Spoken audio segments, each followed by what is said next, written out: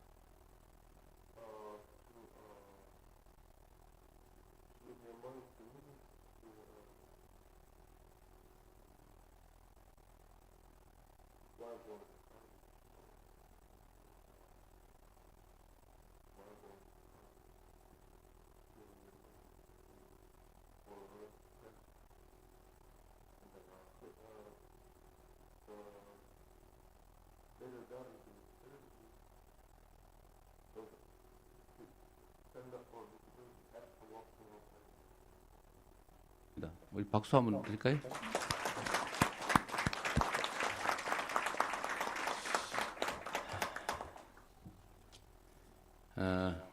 우리 국무총리께서 꽤 오랜 시간 청문회를 거쳐서 총리로 취임하시게 됐는데 앞으로 기대가 큽니다.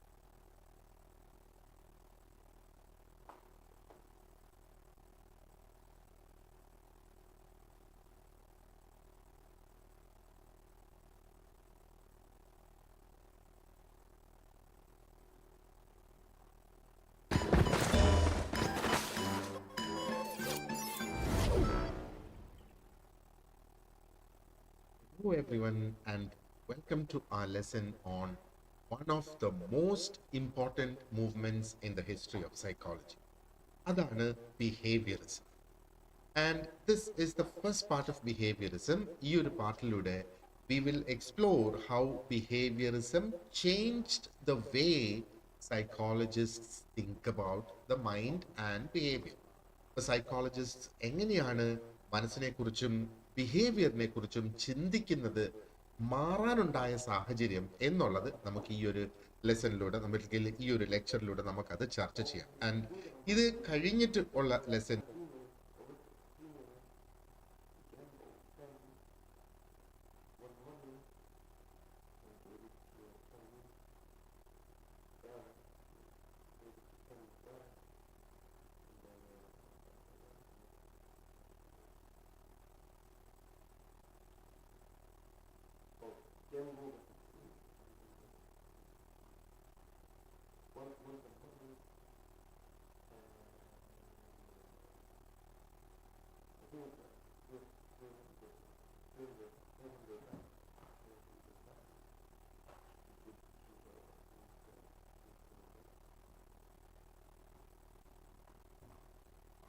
നമുക്ക് എന്തൊക്കെയാണ് ഇതിനകത്ത് പ്രധാനപ്പെട്ട തിയറീസ് എന്നൊക്കെയുള്ളത് ഡീറ്റെയിൽഡ് ആയിട്ട് നമുക്ക് നോക്കാം. അപ്പം ഈ ഒരു അപ്രോച്ചിന്റെ കാര്യം നമ്മൾ നോക്കുവാണെന്ന്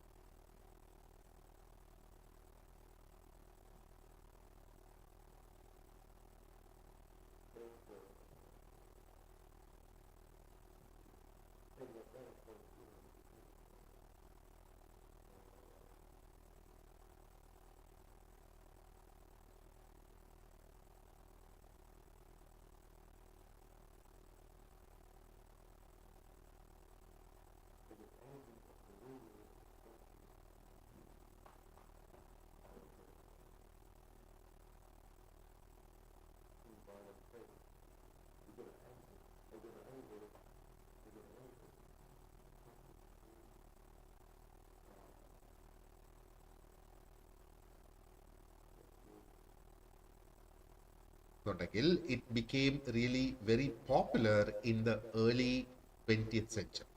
ഒരു ഏർലി 20th സെഞ്ചുറി കാലഘട്ടത്തിലാണ് ഇത് വളരെയധികം പോപ്പുലർ ആയത്. ആൻഡ് ഈ ഒരു കാലഘട്ടം നമ്മൾ നോക്കുവാണെന്നുണ്ടെങ്കിൽ കുറെ കൂടെ അധികം സയന്റിഫിക് ആയിട്ടുള്ള ഒരു way of studying people and animals ഉടലെടുത്തു എന്ന് വേണമെങ്കിൽ നമുക്ക് പറയാം.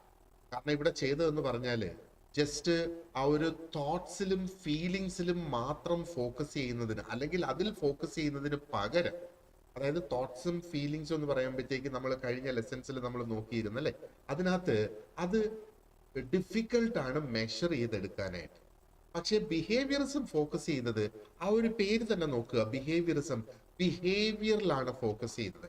അതായത് നമുക്ക് കാണാനും കണ്ട് മനസ്സിലാക്കാനും അളക്കാനും ഒക്കെ കഴിയുന്ന തരം ബിഹേവിയേഴ്സിലേക്ക് ഇത് ഫോക്കസ് ചെയ്തു എന്നുള്ളത്.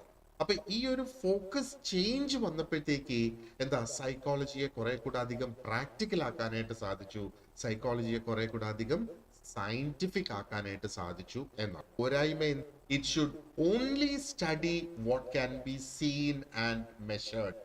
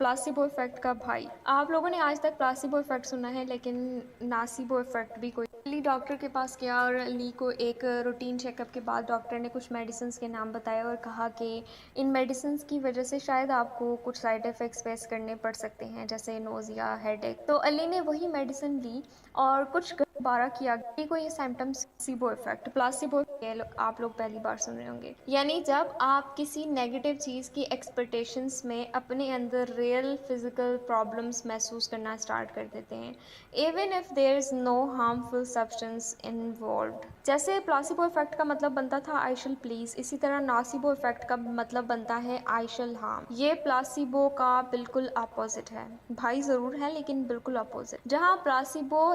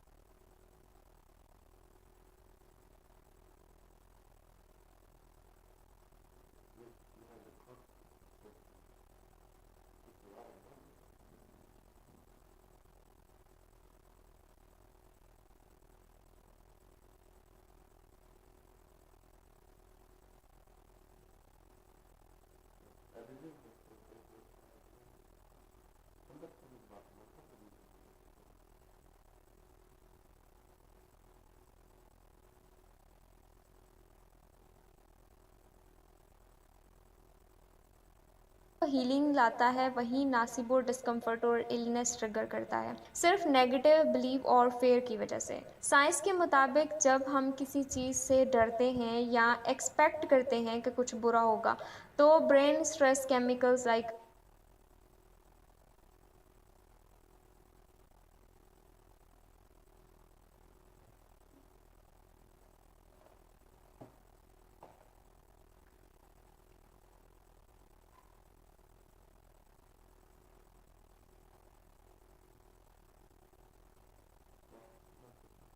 भाई, आप लोगों ने आज तक प्लासिबो इफेक्ट सुना है, लेकिन नासिबो इफेक्ट भी कोई चीज़ है, ये आप लोग पहली बार सुन रहे होंगे। यानी जब आप किसी नेगेटिव चीज़ की एक्सपेक्टेशंस में अपने अंदर रियल फिजिकल प्रॉब्लम्स महसूस करना स्टार्ट कर देते हैं, even if there is no harmful substance involved. जैसे प्लासिबो इफेक्ट का मतलब बनता था आई शल प्लीज, इसी तरह नासिबो इफेक्ट का मतलब बनता है आई शल हार्म। ये प्लासिबो का बिल्कुल अपोजिट है भाई, ज़रूर है लेकिन बिल्कुल अपोजिट। जहाँ प्लासिबो हीलिंग लाता है वहीं नासिबो डिस्कम्फर्ट और इलनेस ट्रिगर करता है, सिर्फ नेगेटिव बिलीव और फेयर की वजह से। साइंस के मुताबिक जब हम किसी चीज़ से डरते हैं या एक्सपेक्ट करते हैं कि कुछ बुरा होगा, तो brain stress chemicals like cortisol release करता है, जो रियल सिम्टम्स क्रिएट करना स्टार्ट कर देता है। रिसर्च स्टडीज़ ने ये भी शो किया है कि जब पेशेंट्स को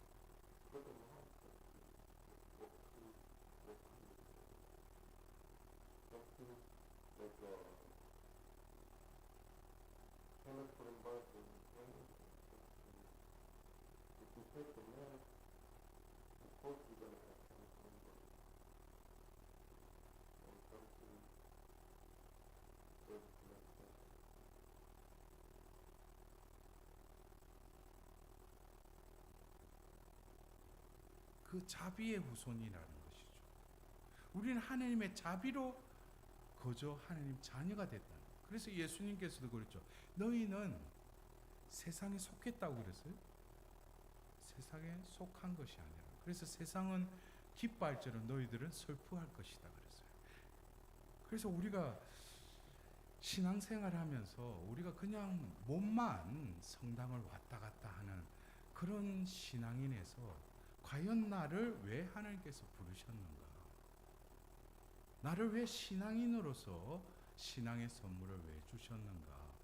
그리고 왜 천주교회는 이 여인을 왜 공경하는가? 이런 것들을 우리가 성경을 봐야지 우리가 이 여인을 공경할 수밖에 없는 것이죠. 왜? 하나님의 구원의 의지는 이 여자를 통해서, 이 여인을 통해서 이미 예정됐고 바로 그 하나님의 뜻이 그 여인을 통해서 흘러가고 있다는 거예요. 그래서 우리가 그냥 묵주 잡고 그냥 굴기도 바치고 그냥 어디 가서 성모님 메시지를 해가 그것만, 우리는 그 시안으로 이 세상이 어떻게 하나님의 그 뜻대로 어떻게 움직일 것인지 이걸 바라봐야 돼요. 이거는 모든 것이 성경 안에 나와 있죠.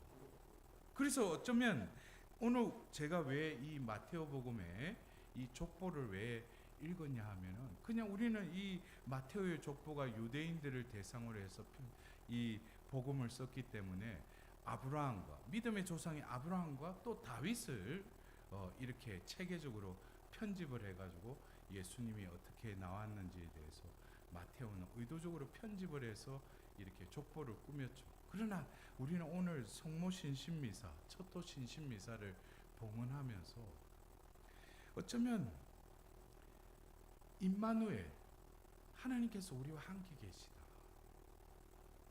그리고 이 마테오가 이 족보를 적은 것을 보면은 예수님의 이 족보가 그렇게 올바르고 깨끗하고 또 다 똑똑하고 다 잘난 사람으로 이 족보가 이어지는 게 아니죠. 여러분들이 조금 더 이렇게 성경 공부를 하면 이 안에는 여러 가지 더럽고 있을 수 없는 어떤 건친상간도 있고 여러 가지 것들이 오염되어 있어요.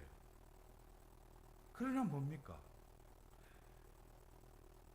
그러함에도 하나님께서는 그 족보를 통해서 이 땅에 오셨다는 것이죠.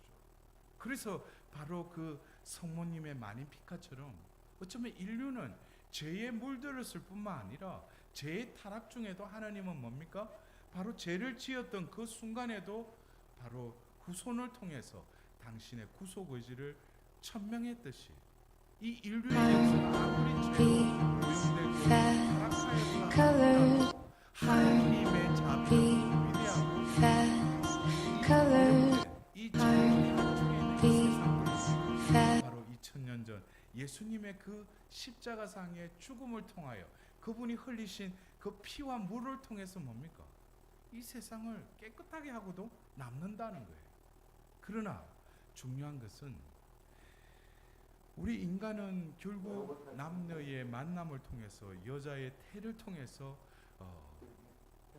결국 새 생명이 또 나오도록 하나님께서 섭리하셨죠. 그래서 결국 우리는 이 여인의 후손이라고 하는 것은 우리 영적인 어머니로서 바로 요한복음 19장 27절에 그 십자가 아래 서 계신 그 여인에게 예수님께서는 다시금 창세기 3장 15절에 내 어머니시다라는 그 말씀을 통해서 바로 이제 뭡니까?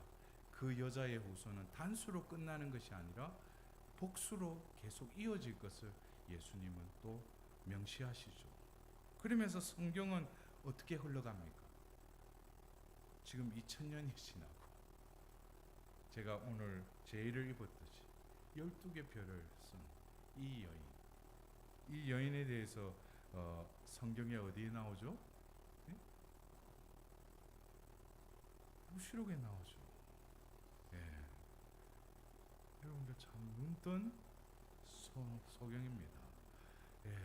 뭐가 뭔지 모르니까 이것도 참 신비해요. 우리가 성경을 다니면 미사포 쏘고 미사를 그렇게 했지만 성경을 내가 한 번이라도 한번 읽고 묵주를 그렇게 많이 바쳤지만 과연 나는 생명의 말씀을 한 번이라도 통독했는가? 묵시록 12장에 나오죠. 그 여인에 대해서. 그러나 이 묵시록 12장에 다시금 뭐예요? 용으로 사탄이 결국 이 여인과 다시 싸움이 일어나죠. 그러나 천상에서의 싸움에서 패배한 용이 이 땅에 오죠. 그러면서 뭐예요? 묵시록 12장 17절에 다시금 창세기 3장 15절에 그 말씀, 그 여자의 후손이 바로 묵시록 12장 17절에 그 여인의 나머지 후손들과 싸우기 위해서 이 사탄이 떠났다고 그랬어요. 결국 이 성경은 첫 번째 거인 그곳에도 바로 그 여자의 후손에 대해서 나오고 성경의 마지막 건에 묵시록에도 그 여인의 나머지 후손에 대해서 나오고 있어요. 그래서 결국 이 성경은 그 여인으로 시작해서 그 여인으로 마무리된다는 거예요. 그래서 우리가 그냥 성모님 발현했다고 그쪽으로 우르르 몰리고 뭐 어떤 메시지 보고 보면 그거 이전에 우리는 이 말씀 속에 하나님의 그 구원의 의지를 바라봐야 돼요. 말씀이 우선이 돼야 되죠. 예? 말씀이 이 세상을 운행하는 것이죠. 히브리서 1장에 뭐예요?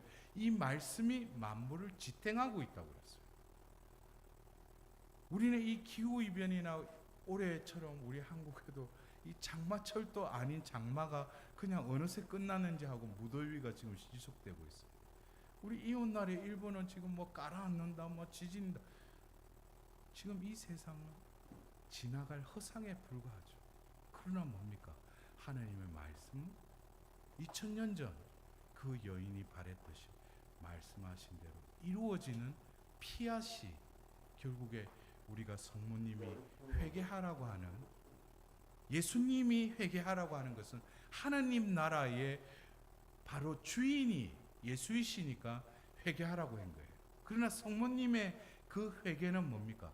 바로 아들 예수님이 바로 말씀하시고 말씀이 사람이 되셔서 우리 가운데 계시듯이 우리는 그 말씀의 자녀로서 그 말씀이 온전히 이루어지기를 바라는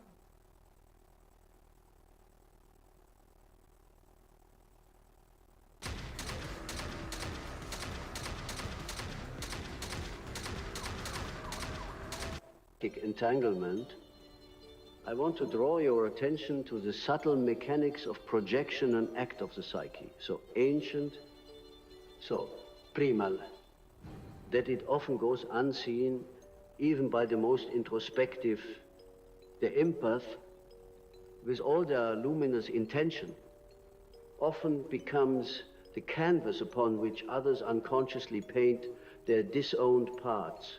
But the tragedy is not only that others project onto the empathite, is that the empath absorbs those projections and begins to believe them. You feel shame, and it is not yours. You feel rage, and it never belonged to you. You carry the longing of someone else's unlived life, mistaking it for your own. Why? Because you have not yet drawn the sacred circle around the self. You have not yet declared with full authority, this is me, and that is not. The unconscious, when left unchecked, spills outward like an ocean seeking shore. And you, my dear listener, have been the shore for too many crashing waves. But what is this instinct in you that receives all of it without question? It is a yearning to be chosen not for who you are, but for the role you can play in another's healing fantasy. A fantasy that you have inherited, perhaps from a parent who only noticed you when you were helpful, or from a culture that romanticizes the suffering saint, the ever-giving woman, the self-sacrificing lover. These fantasies are archetypal scripts. They live in the collective unconscious, replaying themselves in generation after generation. Unless interrupted by conscious awareness, you must see it now. Your compulsion to merge with the broken is not empathy, it is trauma, reenactment. And the longer you remain asleep to this truth, the more seductive the cycle becomes. You will find yourself drawn almost mystically to the person whose inner chaos mirrors your childhood home. It will feel like destiny, but it is not. It is memory, a memory encoded not in words, but in energy, the scent of abandonment, the heat of enmeshment, the ache of emotional hunger. You know these sensations too well. They are the ghosts of your formative years, whispering, if you fix them this time, you will finally be safe. But safety does not come from saving others. It comes from saving yourself from the belief that you must. You see, we are all alchemists in the making, and the empath, if they awaken, is the most powerful among them. Because to feel so deeply, to sense the invisible, is a spiritual faculty, but it must be refined. The raw material must be transformed not into sacrifice, but into sovereignty. I will say again, boundaries are not walls. They are crucibles. Within them, transformation becomes possible. Without them, chaos reigns. The empath without the boundary becomes not a healer, but a hostile vessel through which other people's unconsciousness operates freely. Have you not noticed how tired you are? Not tired in the physical sense, but existentially exhausted, as though your soul is fraying at the edges. This is not depression, it is soul leakage. Your essence is being siphoned by every unresolved entanglement. Every yes that should have been a no. Every silence that should have been a scream. Every apology offered for feeling too much, asking too much, being too much. This is what happens when the anima, the soul, is neglected in dreams. This often appears as drowning. water rising, floods, you cannot breathe. The house is submerged. The car is sinking. These dreams are the psyche's way of saying your emotional world is overtaking your consciousness. You are not anchored. You are not contained. You are drifting in a sea of other people's sorrows. And so you must find the shore again. You must call back your projections, call back your hunger to be seen as the good one, the kind one, the healer. Because as long as you remain attached to that image, you will attract those who need you to play Etat, the cost of your life force. Let us speak of narcissists not as villains, but as archetypal opposites. The narcissist and the empath are drawn together like night and moonlight. One is self-focused to the point of collapse. The other is other-focused to the point of self-erasure. Together, they form a perfect closed circuit of unconsciousness siege, using the other to avoid confronting their own disowned parts. The narcissist refuses.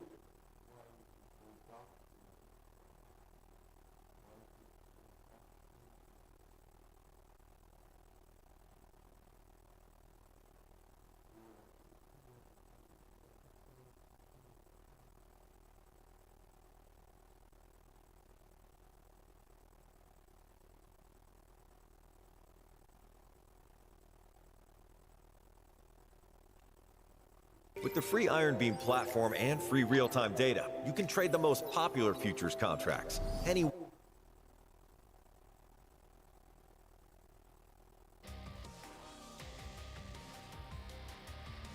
소문은 하나같이 당정군으로 대표되는 중국 지배체제가 흔들리고 있다는 곳에서 시작했습니다. 그리고 그 핵심에는 한결같이 시 주석의 핵심 측근으로 분류되는 인물들이 낭만돼 있습니다. 시 주석이 스스로 공산당 권력의 핵심인 군수뇌부를 일망타진하는 희한한 일이 벌어지고 있다는 겁니다. 여기서 구체적인 실각설이 피어올랐습니다. 시 주석이 허웨이둥과 마오와를 대표로 하는 대해방과 장유샤와 유전리를 대표로 하는 월전방 양대 파벌을 서로 경쟁시켜 군부를 통제하고 있었습니다. 하지만 장유샤가 후진타오 전 국가주석과 원자바오 전 국무원 총리 등 원로들의 도움을 얻어 대해방을 대규모로 실각시키고 시진핑과의 권력 다툼에서 판세 역전에 성공했다는 해석입니다.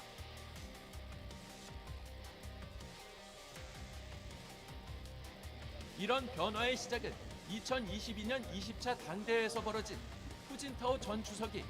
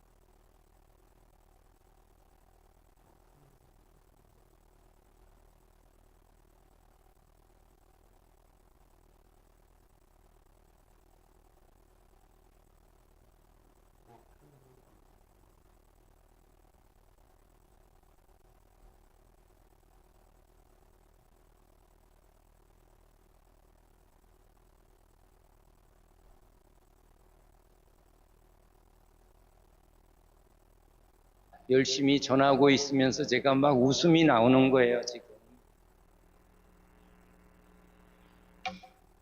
우리가 하나님을 알고 하나님이 우리 안에, 우리가 하나님 안에, 도대체 여러분, 이건 신비한 일입니다. 이건 누구만이 이것을 할 수 있냐면 하나님만이 이 말씀을 하시고 하나님만이 이것을 지금 이루어 가시는 거예요. 그러니까 이건 하나님의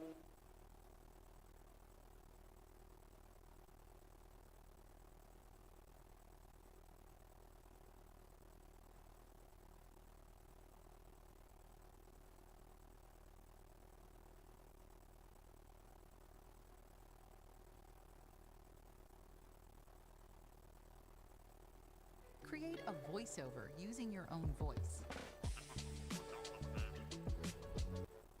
of all hospital spending on Medicaid, and that illustrates that they have not benefited from the massive increase of waste, fraud, and abuse under the Biden administration. So this bill strengthens Medicaid. It will protect those benefits that hardworking Americans need, and that's why the president wants this bill to pass. The senator was wrong. The president put out a Truth Social post addressing it, and then the senator announced he's no longer running for office anymore. So I think that case has been closed, and the White House is continuing to focus on getting this legislation to the president's desk for his signature. Go ahead. Yes, you. Yeah, thank you so much. Well, you and then you. There's confusion here. Question on Syria. Go ahead. Has the Syrian government get back to you that they are ready to join the Abraham Accord? Is there any discussion with the Syrian and Israeli government for having a security agreement? Is the first question. And the second question, what's the end goal for talking with the Iranian? Is that only focused on the nuclear program, or you are willing to speak about other issues like the proxy groups and ballistic missiles, or even trade with Iran? So as for discussions between Syria and Israel, you'll have to reach out to those respective governments. I can't comment on that. But what I can tell you is that this afternoon, the president will be signing an executive order to terminate the United States sanctions program on Syria. And this is in an effort to promote and support the country's path to stability and peace. The order will remove sanctions on Syria while maintaining sanctions on the former President Assad, his associates, human rights abusers, drug traffickers, persons linked to chemical weapons activities, ISIS and their affiliates, and Iranian proxies. And this is, again, an action that the president promised and shocked the world with in Saudi Arabia, because he's committed to supporting a Syria that is stable, unified, and at peace with itself.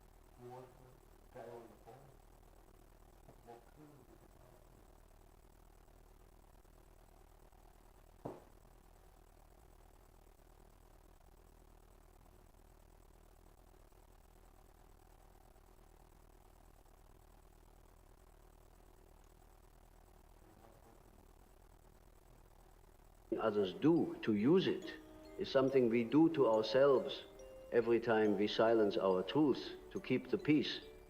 Every time we say yes, when our soul screams no, every time we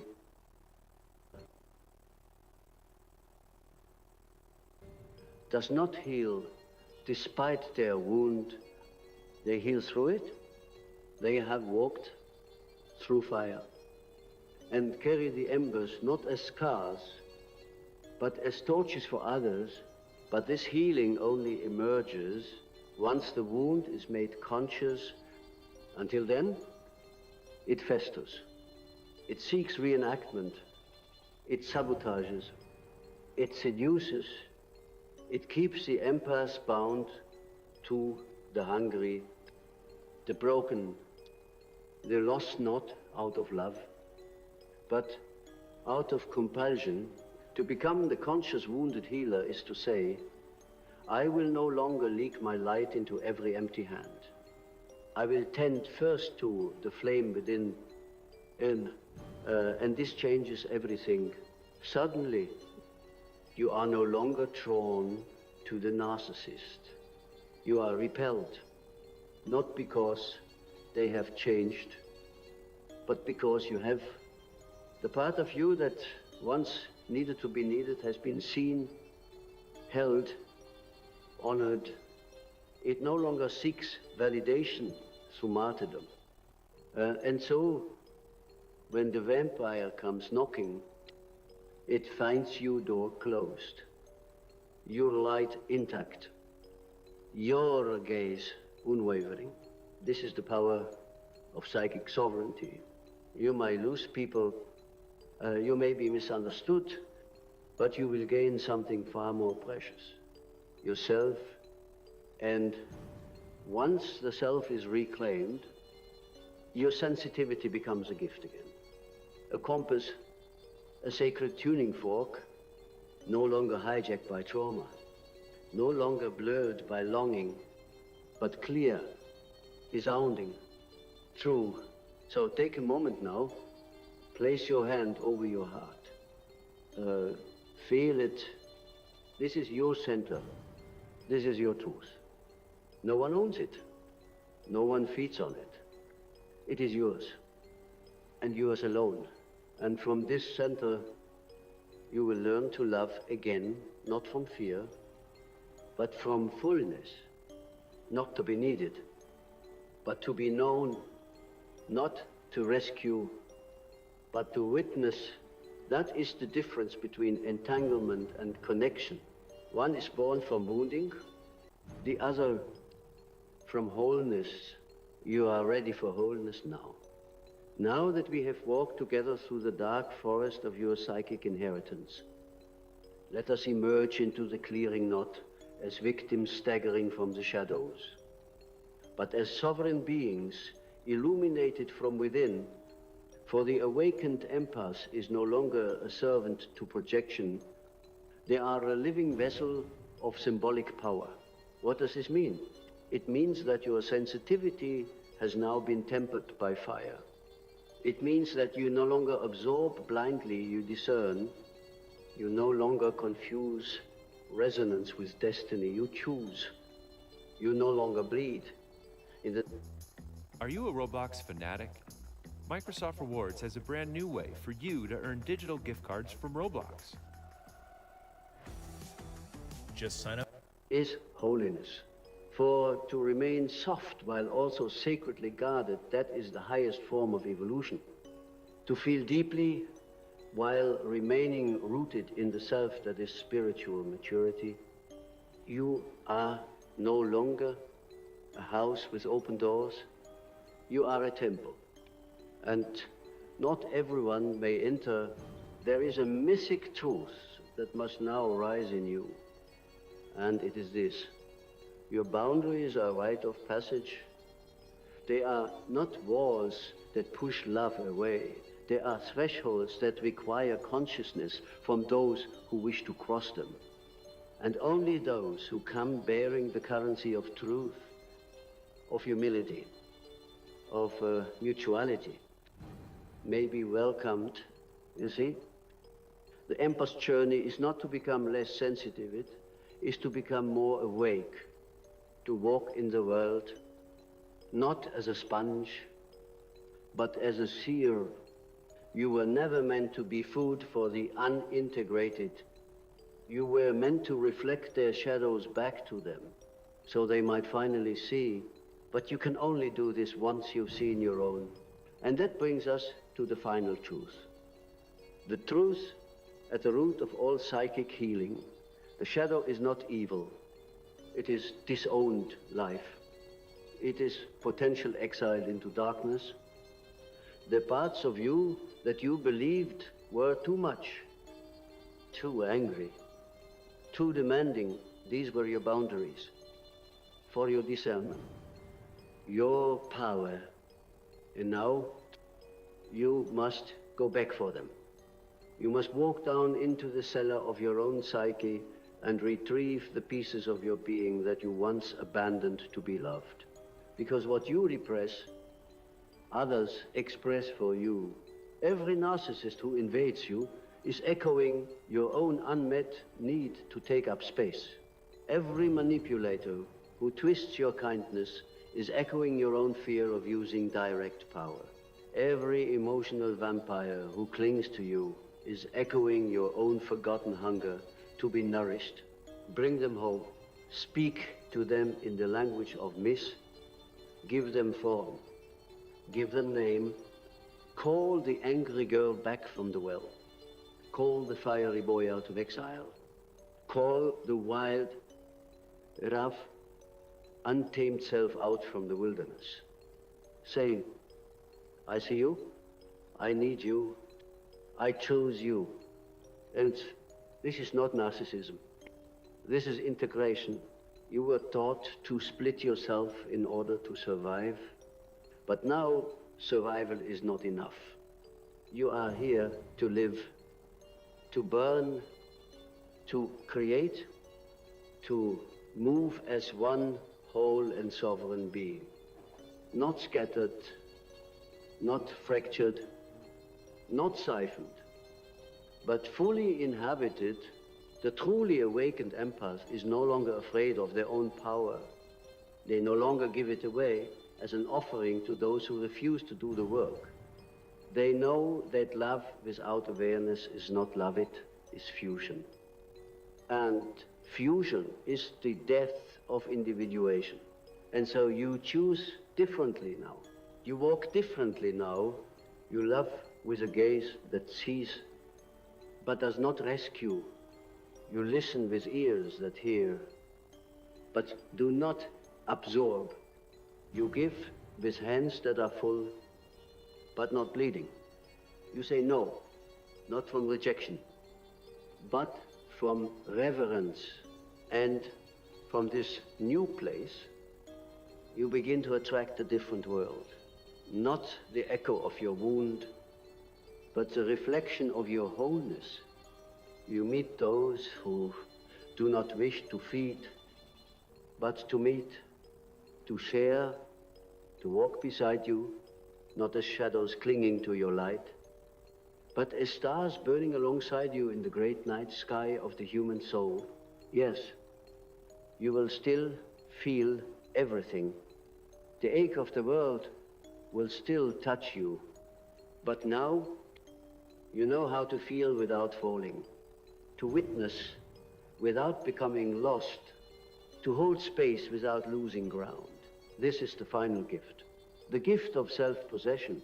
For when you possess yourself, your time, your energy, your choices, your no, your yes and no one can possess you. You are no longer a mirror for their chaos.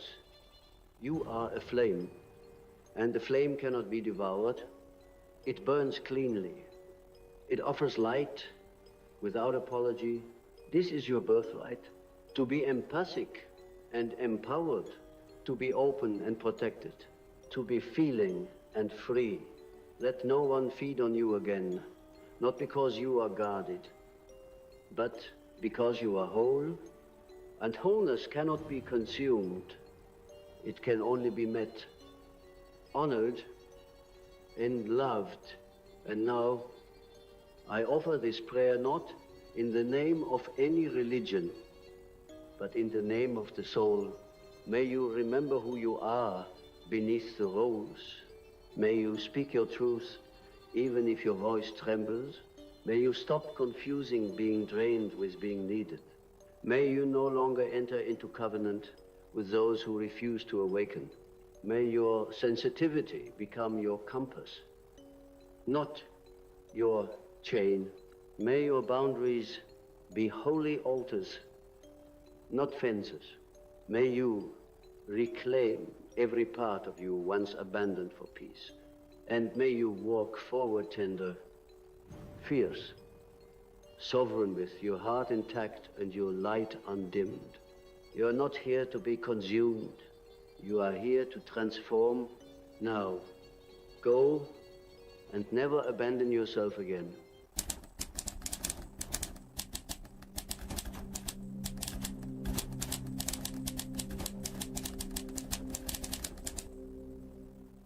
When I speak of the empath, I do not speak of a modern label concocted in pop psychology forums or the romanticization of sensitivity.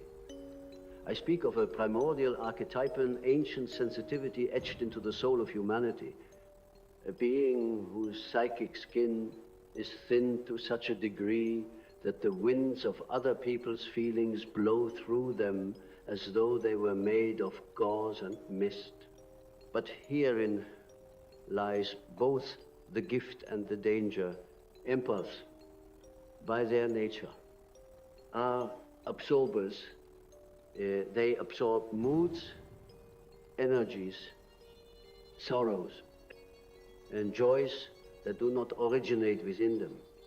They walk into a room and are immediately struck by invisible forces, unspoken griefs, unhealed wounds, repressed rageful surging toward them as if they were a magnet for the unconscious. This phenomenon is not simply compassion, it is psychic permeability, a dissolving of the boundary between self and other, a subtle yet critical erosion of the ego's protective casing. And so I issue a warning note out of contempt for the empath, but out of love and concern. You believe you are being loved, but often you are being consumed. The unconscious does not speak in the clear dialect of the rational mind. It whispers through dreams, projections, symbols, and symptoms.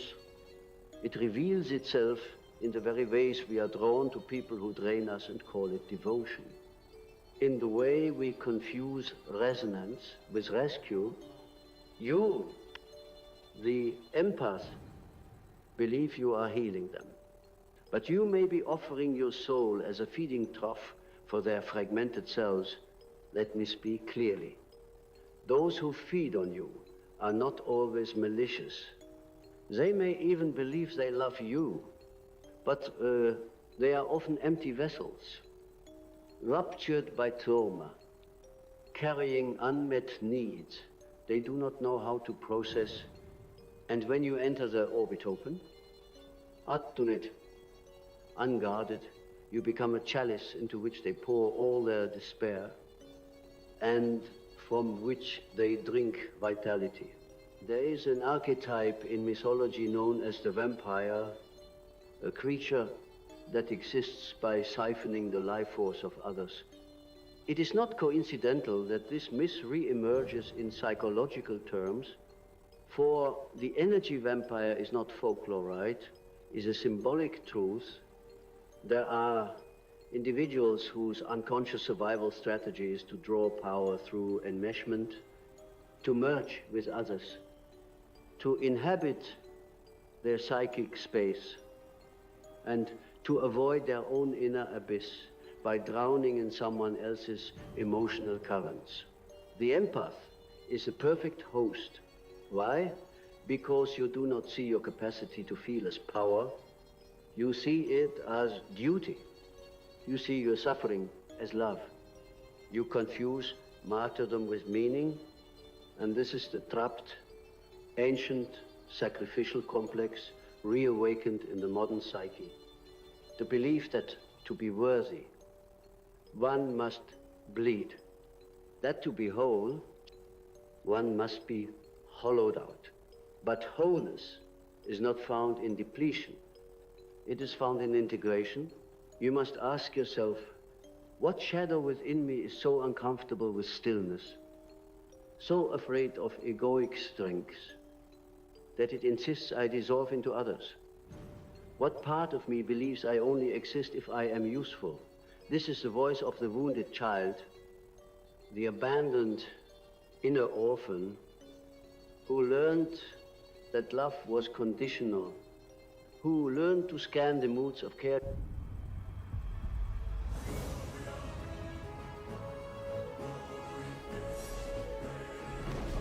Inside the empathic adult quiet, afraid, compulsively attuned, desperate not to be abandoned, but in that desperation, you abandon yourself. Let us descend deeper. The dream realm offers clues. An empath often dreams of houses with broken doors, animals in distress, strangers in need. These dreams are not random. They are the unconscious screaming through metaphor. Your psychic home has no lock. Your energy is unguarded.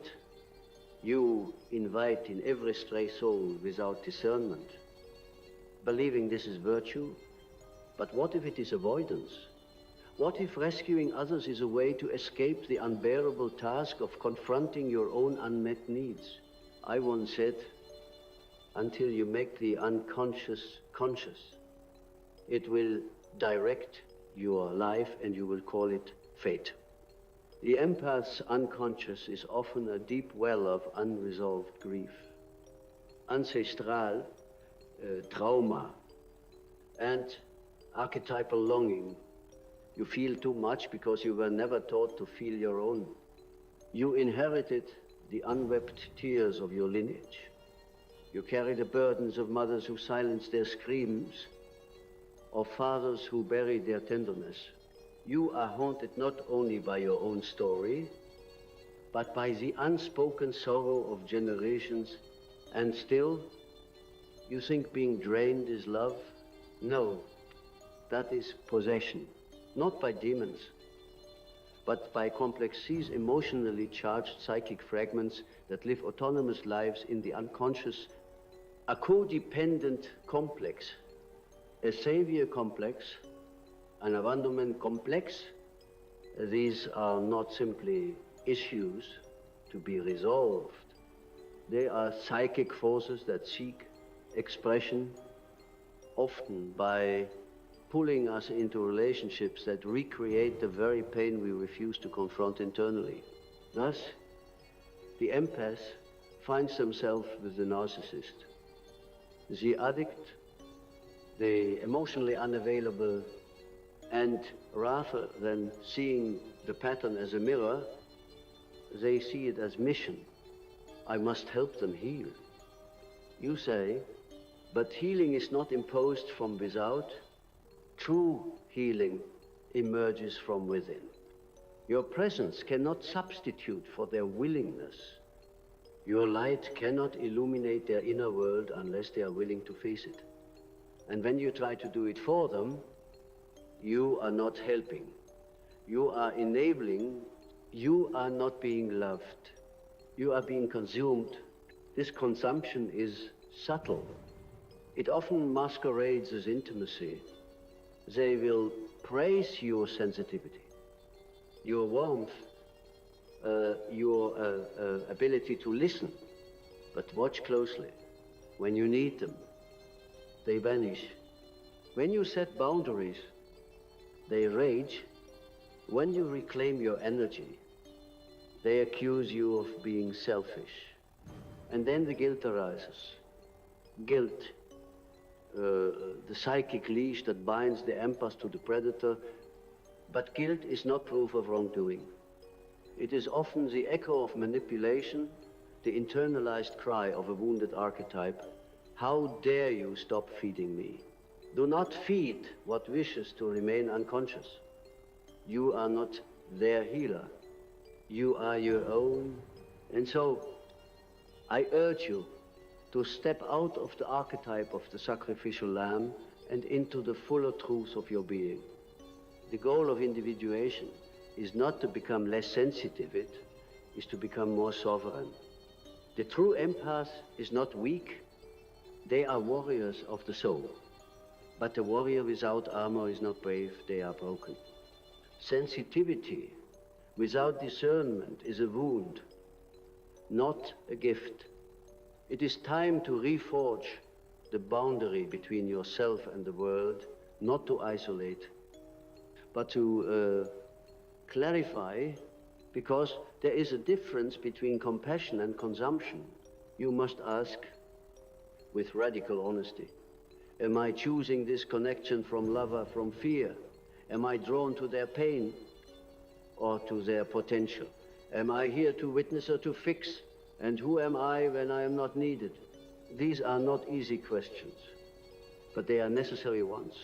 For if you continue to give your energy away unconsciously, you will not only attract vampires, you will become a shell, you will begin to lose the clarity of your own soul. You will forget what you sound like, feel like, want, need, and that, my friend, is not love, that is death, a slow spiritual death, masked as kindness. You must awaken and you must grieve. Yes, grieve. Grieve the false identities, the roles you play to earn belonging, the years you gave to those who never saw you, the self you lost trying to keep others whole. Grieve the stories you told yourself that if you loved hard enough, they would change, that if you were good enough, they would stay. Grieve, and then reclaim your space, your clarity, your discernment, your fire, because this is the secret the vampire fears most. A conscious empath is untouchable. When you feel with awareness, when you love with boundaries, when you stand in the sacred center of your own soul, no one can feed on you. They may try, but they will find themselves face to face, not with a broken giver, but with an embodied presence, and presence is power. So remember this. Not all who need you deserve you. Not every ache is yours to soothe. Not every wound is yours to stitch.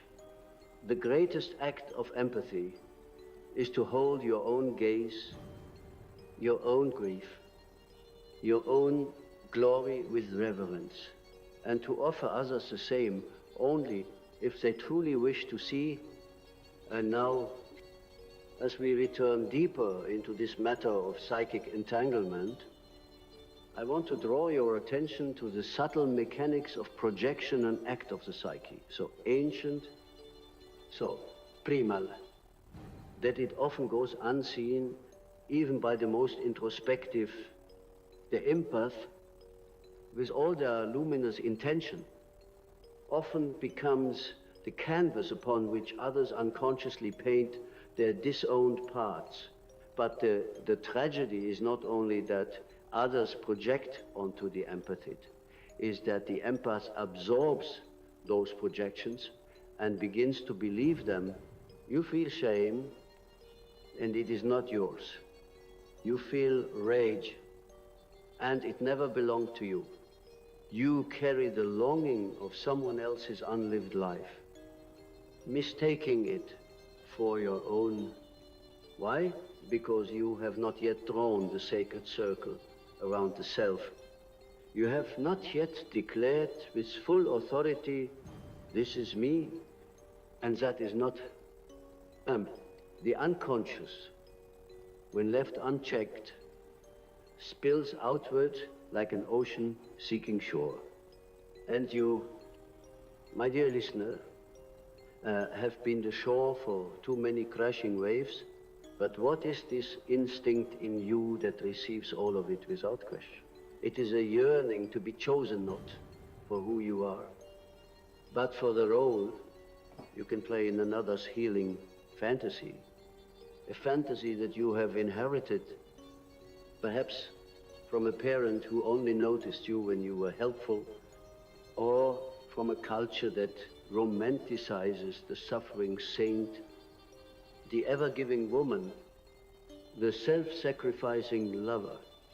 These fantasies are archetypal scripts. They live in the collective unconscious, replaying themselves in generation after generation. Unless interrupted by conscious awareness, you must see it now. Your compulsion to merge with the broken is not empathy, it is trauma, reenactment. And the longer you remain asleep to this truth, the more seductive the cycle becomes.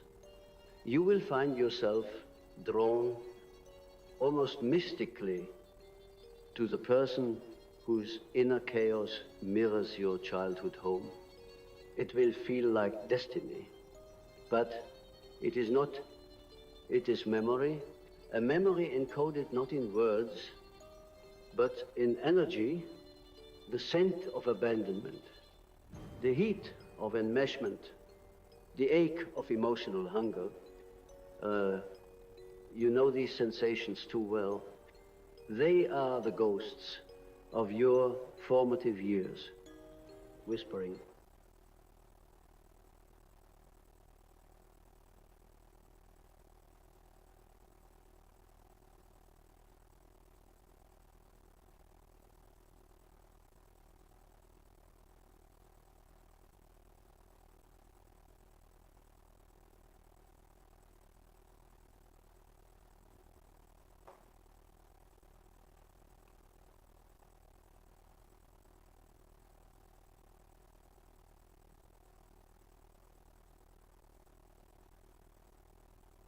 Let's bring in Republican Congressman from New York, Mike Lawler. He'll be attending the big, beautiful bill signing. He also serves on the Financial Services and Foreign Affairs Committee. Congressman, thanks for joining us on this 4th of July. Did you ever think that you'd be standing at the White House for this bill signing on the 4th of July? Well, Speaker Johnson had made clear that was the goal and the objective to get it done by July 4th. And so obviously this is going to be a momentous occasion. Not just for the president and for Congress, but for the American people. This is the single largest middle-class tax cut in American history. When you look at the extension of the Tax Cuts and Jobs Act, the enhanced senior deduction to offset Social Security taxes, no tax on tips, no tax on overtime, the increased cap on salt to $40,000, a 4x increase that will allow folks to deduct their state and local taxes on their federal income tax returns. This is a big win for the American people, inclusive, of course, of border security, strengthening our military, increasing domestic production of energy, and starting to right-size the federal government and rein in the reckless spending that we have seen, especially under the Biden administration, increasing spending by $5 trillion. We're $36 trillion in debt, running $2 trillion deficits and paying $1 trillion in interest. We're starting to right that ship and make necessary reforms to protect vital programs like Medicaid, like SNAP for the long term, to make sure that those Americans who need it get it, and those who are ineligible, like illegal immigrants, no longer receive benefits that they are not entitled to. One of the big provisions in this bill for you was that increase in what state and local taxes people pay. They can deduct from their federal taxes. Huge issue in the New York area and some of the other large city areas in the country. If you hadn't gotten that 5-year boost, is this something you could have supported?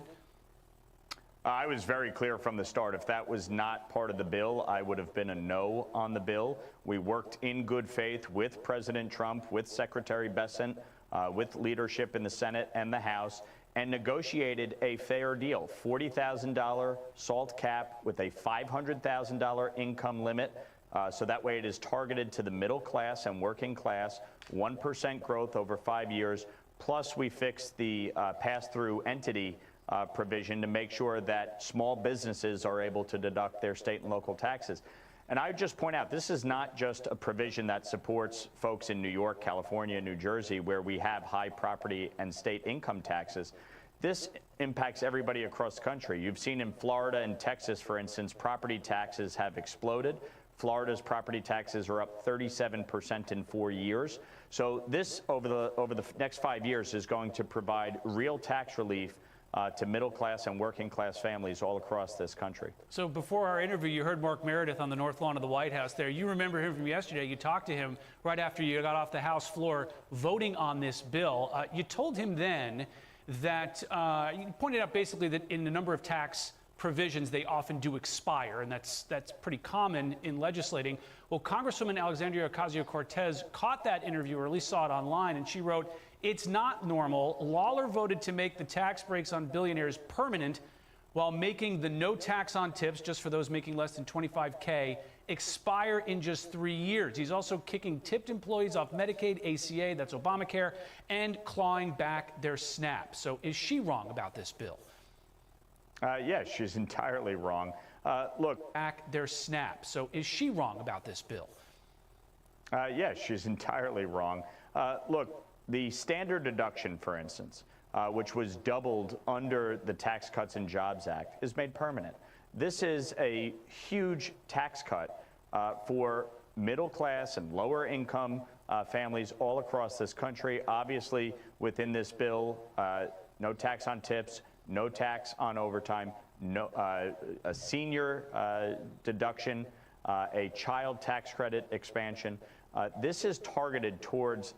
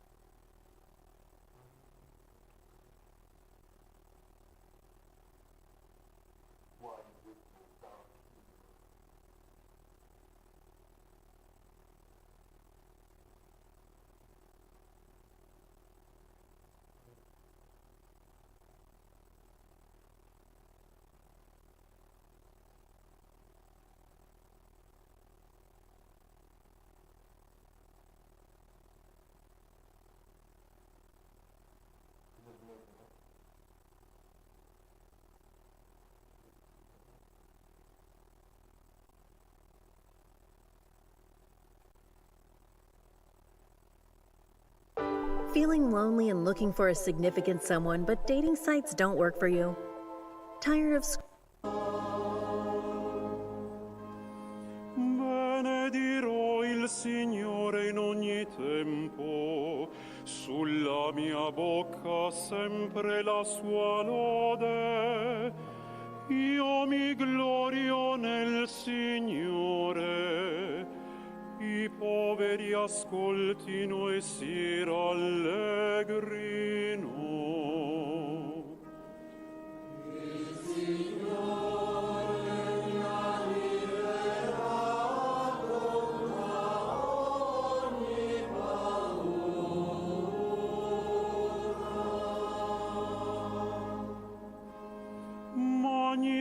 cercate con me il Signore, esaltiamo insieme il suo nome. Ho cercato il Signore, mi ha risposto, e da ogni mia paura mi ha liberato. Il Signore mi ha liberato da ogni paura.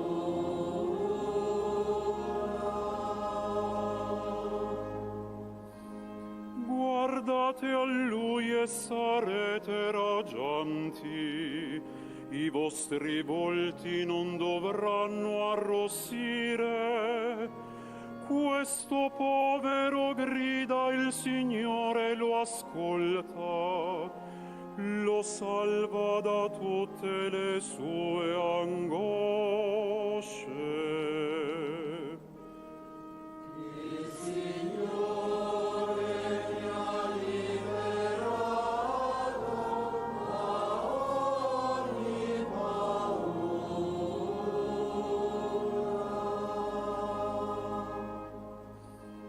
L'angelo del Signore si accampa attorno a quelli che lo temono e li libera. Gustate e vedete com'è buono il Signore. Beato l'uomo che in Lui si rifugia.